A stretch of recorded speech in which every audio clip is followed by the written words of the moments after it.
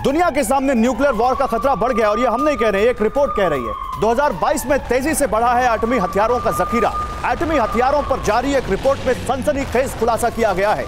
Ukraine war के बाद एटमी हथियारों की होड़ बहुत तेज हो गई है और जब से ये यूक्रेन वॉर शुरू हुई है तब से दुनिया भर के देशों में एक होड़ सी मच गई है कि कैसे अपने पास एक परमाणु बम रखें, क्योंकि एक थ्योरी ये कहती है कि अगर यूक्रेन के पास एटम बम होता तो शायद रूस उसके ऊपर हमला नहीं करता। लेकिन क्या ये हथियार भी न्यूक्लियर सुनामी लेकर आएंगे?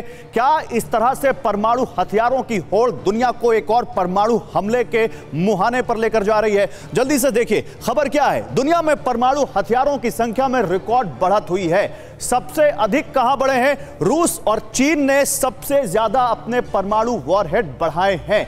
एटमी वॉरहेड बढ़ने की वजह क्या है?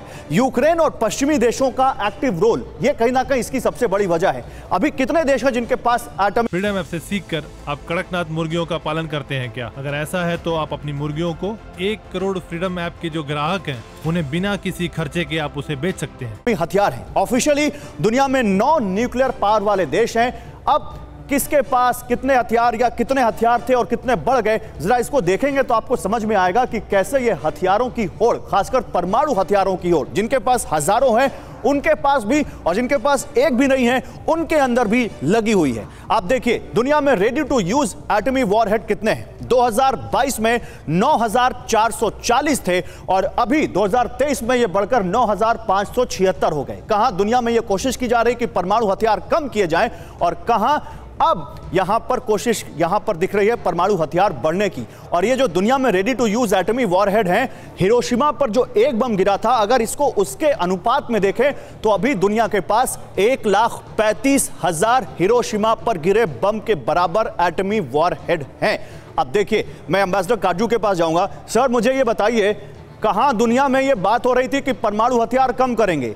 क्या इस वॉर ने एक बार तमाम उन देशों को जिनके पास कोई न्यूक्लियर हथियार नहीं है, ये एक और मोटिवेशन दे दिया है कि जल्दी से जल्दी एटमी हथियार अपने पास बनाओ?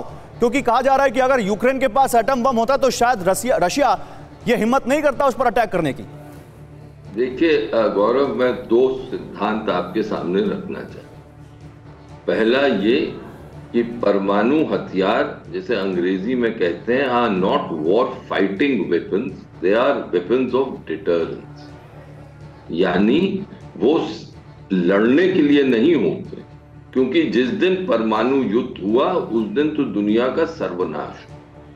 इसलिए परमाणु हथियार डिफेंसिव वेपन्स होते हैं और उसके जरिए देश ये इशारा करते हैं कि हमारी जो लाल रेखाएं हैं उनका अगर उल्लंघन हुआ और हमारा अस्तित्व खतरे में पड़ा तो फिर हम किसी भी हद तक जाने को तैयार हैं। तो ये जो आपने डिप्लॉयमेंट का बताया न्यूक्लियर सबमरीन्स का, ये आज से नहीं, ये शीत युद्ध के दौरान से चल रहा है।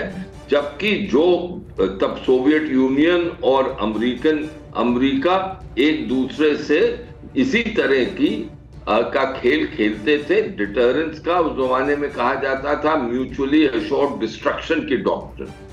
और हमारे जो 2 मेरे साथी हैं वो इसको मुझसे भली भांति जानते हैं। दूसरी चीज, आपने जो बात कही वो बहुत ही इंपॉर्टेंट। कई देश ये जरूर मानते हैं कि अगर उनके पास परमाणु हथियार हैं तो फिर परमाणु हथियार से लेस देश जो हैं वो संकोच करेंगे उन पर हमला करने। बिल्कुल। इसका सबसे ज्यादा अच्छा उदाहरण उत्तरी कोरिया का। आप देख लीजिए कि हर चीज कहली कोरिया पर गाली गलौज होती है, उन पर प्रेशर होता है, लेकिन कोई ये नहीं चाहता कि उसको इस सर आपने बड़े अच्छे तरीके से समझा दिया। काजू सर आपने वाकई बहुत अच्छे से हमारे व्यूअर्स को समझा दिया कि न्यूक्लियर हथियार क्यों इस वक्त होड़ मची है इनको पाने की, और न्यूक्लियर नॉर्थ कोरिया उसका सबसे बड़ा एग्जाम्पल है। फ्रीडम ऐप से सीखकर आप कड़कनाथ मुर्गियों का पालन करते हैं क्या? अगर ऐसा है तो आप अपनी मुर्गियों को 1 करोड़ फ्रीडम ऐप के जो ग्राहक हैं उन्हें बिना किसी खर्चे के आप उसे बेच सकते हैं।